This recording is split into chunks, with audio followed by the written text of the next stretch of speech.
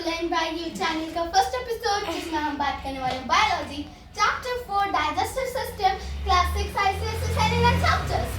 तो आज हम करेंगे पार्ट 1 और कल शायद ही अपलोड होगा पार्ट 2। तो लेट्स स्टार्ट। फूड जो है एक फ्यूल होता है। फूड है ना, एक फ्यूल होता है। सो फूड हमारे लिए एक ऐसा फ्यूल है जैसे गाड़ियों में पेट्रोल भरते हैं वैसे फूड हम पे आता है। हमारा फूड फ्यूल है। सो फूड जो है न्यूट्रिएंट्स देता है। न्यूट्रिएंट्स हमारी बॉडी को बिल्ड करता है। अब वो बिल्ड कहाँ करता है? हमारे मसल से लेकर बोन तक, बोन से लेकर हार्ट तक, हार्ट से लेकर बोन्स तक, सब में, हार्ट से लेकर ब्रेन तक, सब में होता है न्यूट्रिएंट्स ताकि हम ग्रो हो पाए। तो लेट्स स्टार्ट। न्यूट्रिएंट मतलब क्या होता है? न्यूट्रिएंट एक रॉ मटेरियल होता है जो अभी जैसे कि आपने एक कुकी खाई, दिस इज योर कुकी, और इसमें होते हैं कुछ न्यूट्रिएंट्स, ठीक है, कुछ न्यूट्रिएंट्स होते हैं।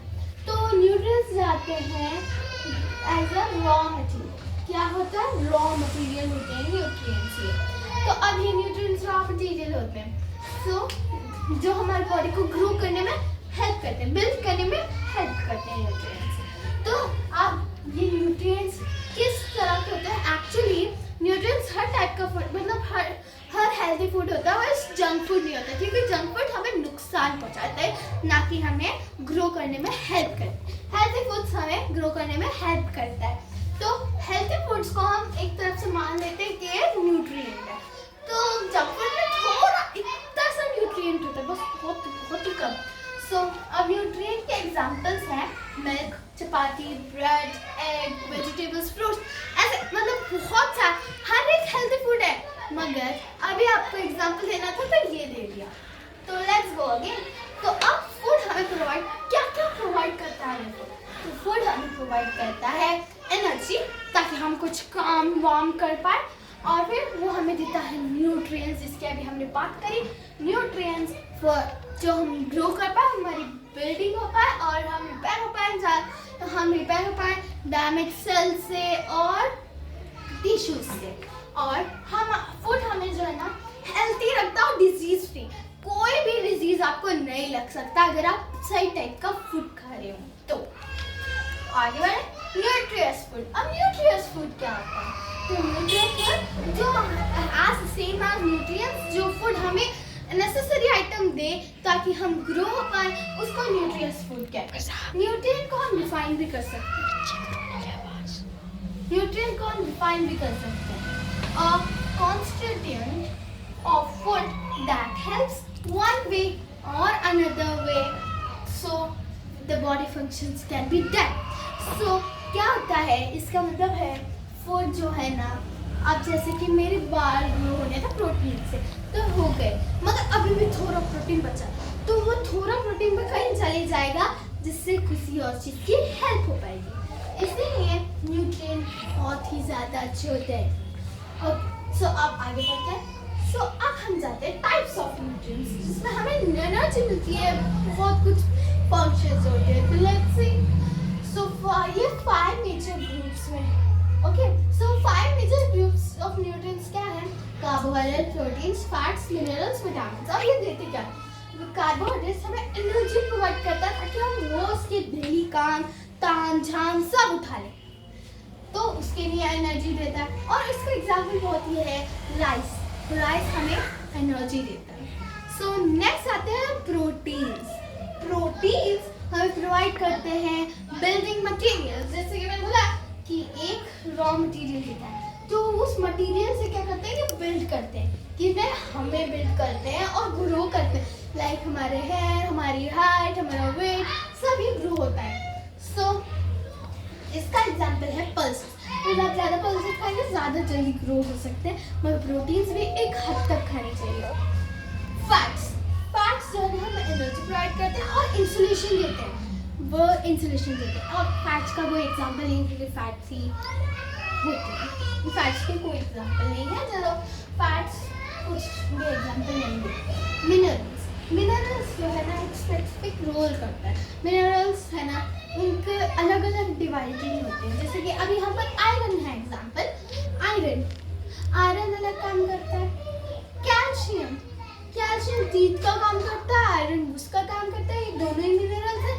तो अब इनके स्पेसिफिक रोल्स होगा, आयरन दूसरा काम करेगा, कैल्शियम दूसरा काम करेगा। अंडरस्टूड? तो इस तरह से अब एग्जांपल हमने दे दिया आयरन और कैल्शियम। विटामिन्स जो है ना नॉर्मल फंक्शंस के लिए होते हैं, मतलब जैसे कि हमारी आई साइट अच्छी रखना, लाइक दैट। विटामिन डिवाइडेड है बहुत सारे पार्ट्स में, ए से लेके जेड तक होंगे या नहीं पता नहीं, ए बी सी डी ऐसे हैं vitamin. Vitamin A, vitamin B, vitamin A eyesight के लिए, विटामिन बी कुछ और चीज़ के लिए, लाइक दैट। उनके स्पेसिफिक रोल्स होते हैं एज मिनरल। सो ये है ना अलग अलग बॉडी के अलग अलग पार्ट्स में होते हैं।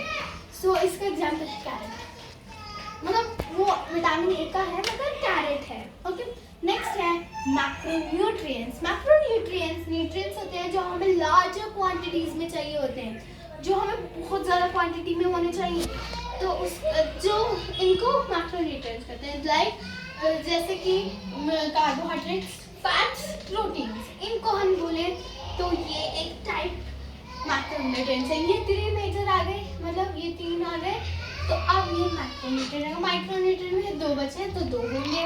सो as we know micronutrients small चाहिए होते हैं, मतलब माइन्यूट क्वांटिटी में चाहिए, तो स्मॉल क्वांटिटी छोटी सी क्वांटिटी में चाहिए होता है, जैसे कि मिनरल्स और विटामिन। जैसे कि क्यों कह रही हूँ मैं, इनके वो ही है मिनरल्स और विटामिन। माइक्रोन्यूट्रिएंट्स होते हैं, मैक्रोन्यूट्रिएंट कार्बोहाइड्रेट, फैट्स और प्रोटीन्स। तो अब आगे बढ़ते हैं। Nutrition as same as nutrient होगा, क्योंकि ये भी न्यूट्री से होता है। तो न्यूट्रिशन जो है ना वो फूड को यूटिलाइज, जो अगर वो फूड जो यूटिलाइज हो सकता है सेल से, सेल्स होते हैं ये छोटे सेल्स होते हैं ना, उनको ये है ना अगर यूटिलाइज कर लेता है फूड, सेल्स यूटिलाइज कर लेते हैं फूड, तो वो न्यूट्रिशन हो जाएगा।